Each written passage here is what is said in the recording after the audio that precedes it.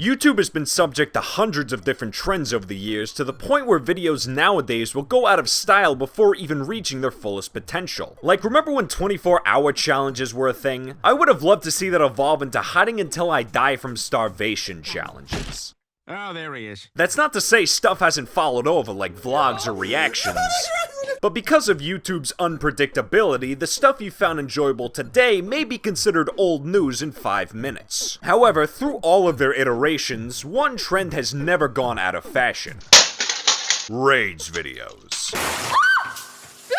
$5 Walmart mic, extremely petty arguments, racism/homophobia, the gang's all here. Rage videos have always had a very strong presence on the internet, and for very good reasons, primarily because of marketability. Outside of a title like Toddler Has a Meltdown in COD sounding generally interesting, it's human nature to find anger funny. Like, if you're gonna sit there and tell me the video of the short guy getting mad at the bagel shop wasn't hilarious, you should just leave. I don't want you here. But what gives rage videos that extra layer of deliciousness is how pathetic they are in actuality. Watching dweebs break shit or start fights with people they don't even know over dying in a video game really boosts your self-confidence. At the same time, for as good as they are, they're best taken with a grain of salt. Cause the sad truth is, a lot of them are fake. Yeah, shocking, I know. Now don't get me wrong, there's nothing inherently bad with staging a rage video, but in my eyes, there's a fine line between being fake but enjoyable and trying too hard. Take for instance McJuggernuggets. This dude's whole career was made off super over-the-top rage videos. And even though anyone with half a brain can realize these are fake, the ridiculousness more than makes up for it. My favorite video by him is the one where his dad runs over his games with a lawnmower, leaving Mr. Nuggets emotionally scarred for the rest of his life.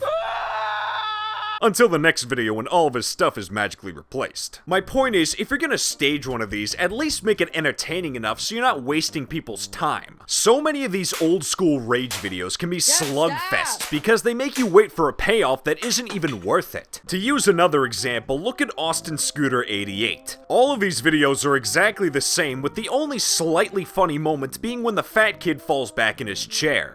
It's with these videos that cause the cracks to start showing, cause realistically, why wouldn't this kid start beating the shit out of the guy behind the camera? Or better yet, where are his parents? Like, if they did their actual job, 75% of these rage videos wouldn't exist. Guaranteed. I know it's kinda hypocritical of me to put logic into this when I gave McJuggernuggets a pass, but at least he knew how to put on a show. Honestly, I think this is why gameplay rage videos are vastly superior to ones shot on camera. Cause not only are they harder to stage, for games like COD and CS, it's like the Wild West with who you're gonna run into. One minute you'll be playing ranked with a bunch of chill dudes who listen to the same indie bands as you do, and the next you'll hear a Russian guy have a mental breakdown over getting shot once. Of course, many of these were products of their time, back when having a high voice automatically made you lose an argument. But now that YouTube actually cares about what you upload, these have virtually gone extinct. You know, in retrospect, Xbox Live is probably the reason why people are so sensitive nowadays. With all the violent, obscene shit that went down in there, it's no surprise we've gotten a lot more PG since. But there is a silver lining, as when one form of rage video goes under, another takes its place. Introducing Twitch Rage compilations. These are hands down the best source for all your rage needs, simply because they happen during live streams. This saves you the trouble of pondering about their authenticity, cause, I mean, come on, no matter how good of a streamer you are, it's impossible to stage stuff like this.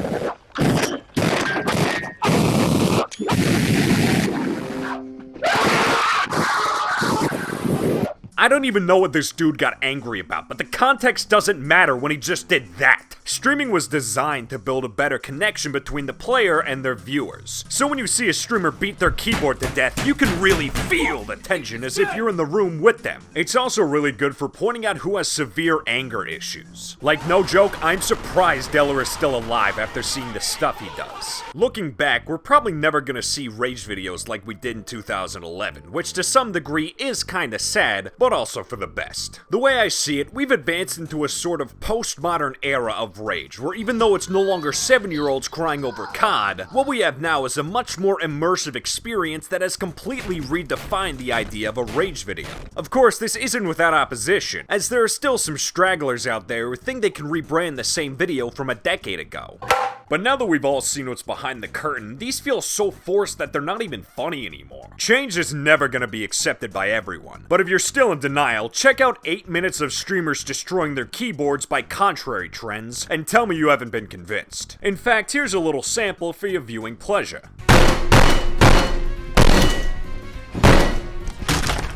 Fucking hell, dude, what the fuck? Race again!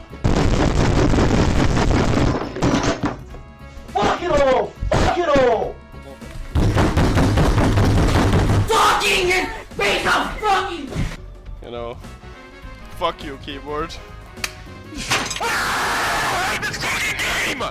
I hope you got something from that. Anyways, that's it. Bye. And